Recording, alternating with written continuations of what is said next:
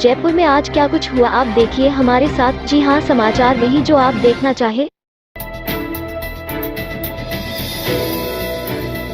मुख्यमंत्री गहलोत को सुनने कुराबड़ में उमड़े ग्रामीण।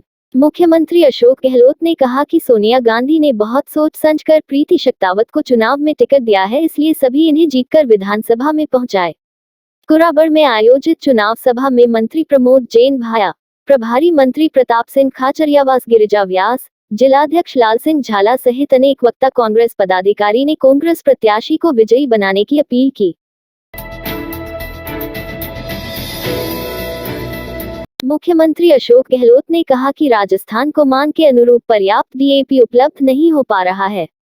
ऐसे में कृषकों से अनुरोध है कि वर्तमान में आवश्यकता के अनुरूप ही उर्वरकों का क्रय करें, अनावश्यक भंडारण न करें। उर्वरकों की आपूर्ति में सुधार के लिए राज्य सरकार प्रयासरत है। गहलोत ने कहा कि प्रदेश को डीएपी केंद्र सरकार के माध्यम से ही प्राप्त होता है। राज्य सरकार चाहकर भी सीधे क्रय नहीं कर सकती। अप्रैल से अक्टूबर 2021 के दौरान केंद्र सरकार ने 6 लाख मीट्रिक टन मांग के विरुद्ध अब तक 3.83 लाख मीट्रिक टन डीएपी की आपूर्ति की गई। गत दिनों प्रधानमंत्री को पत्र लिखकर राज्य में उत्पन्न डीएपी संकट व किसानों की कठिनाई की ओर ध्यान आकर्षित कराया गया व केंद्रीय रसायन एवं उर्वरक मंत्री से वार्ता कर अवगत करवाया गया। प्रदेश के कृषि मंत्री, प्रमुख शासन सचिव, अधिकारीगण डीएपी आपूर्ति सुधार के लिए निरंतर केंद्र सरकार के संपर्क में हैं। आगामी समय में भाजपा पार्टी और उसकी विचारधारा से मुकाबला करने के लिए कांग्रेस ने कमर कसना शुरू कर दिया है। कांग्रेस ने राजस्थान सहित पूरे देश में कांग्रेस कार्यकर्ताओं को ट्रेनिंग देने का निर्णय लिया है।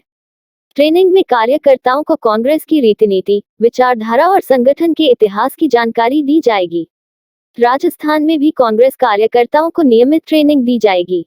प्रदेश कांग्रेस मुख्यालय सचिव ललित तूनवाल ने बताया कि भाजपा से पूरे देश में मुकाबले के लिए एआईसीसी की एक बैठक में कांग्रेस के बड़े नेताओं ने नियमित प्रशिक्षण को महत्वपूर्ण हिस्सा माना था। एआईसीसी के निर्णय के बाद राजस्थान में भी नियमित प्रशिक्षण आयोजित किए जाएंगे, जिसमें कांग्रेस की रीति-नीति, सिद्धांत, विचारधारा और वर्तमान परिप्रेक्ष्य की जानकारी दी जाएगी।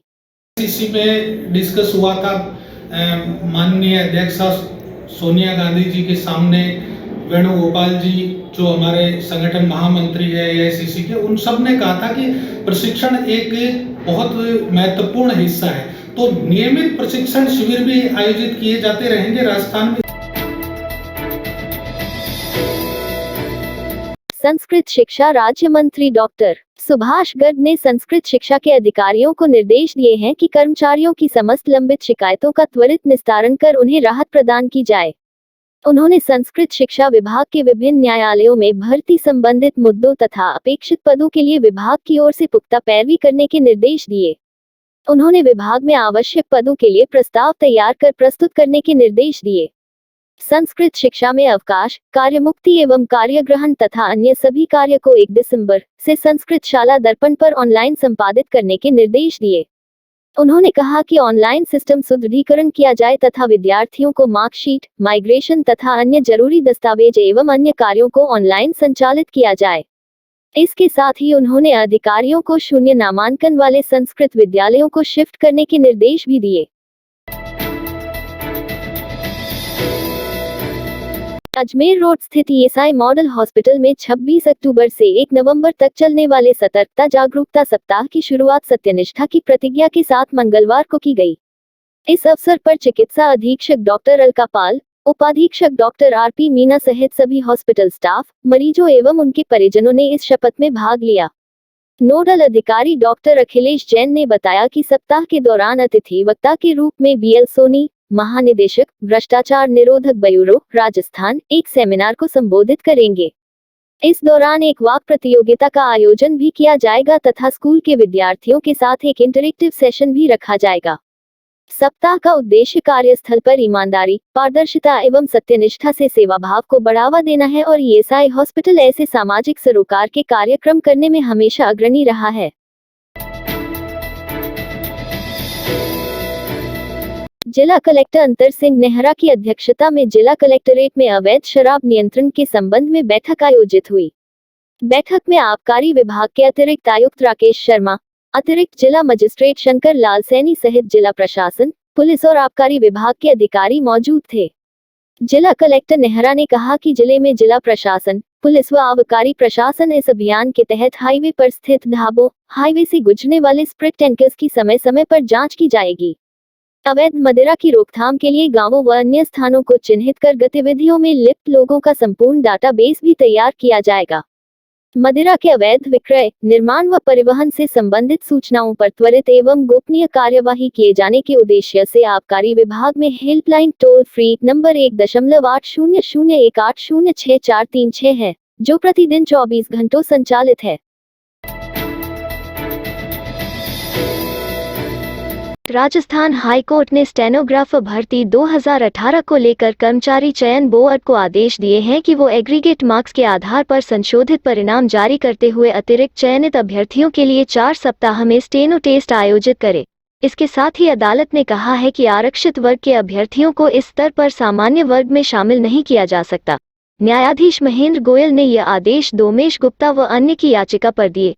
याचिका में कहा, कर्मचारी चयन बोर्ड ने सचिवालय, आरपीएससी और अधीनस्थ सेवाओं में स्टेनोग्राफर के लिए 1185 पदों पर भर्ती निकाली, जिसकी लिखित परीक्षा का गत 16 जुलाई को परिणाम जारी करते हुए पदों के 12 गुना अभ्यर्थियों को स्टेनो परीक्षा के लिए बुलाया गया और आरक्षित वर्ग के अभ्यर्थियों को अधिक अंकों के आधार पर सामान्य वर्ग में शामिल कर लिया।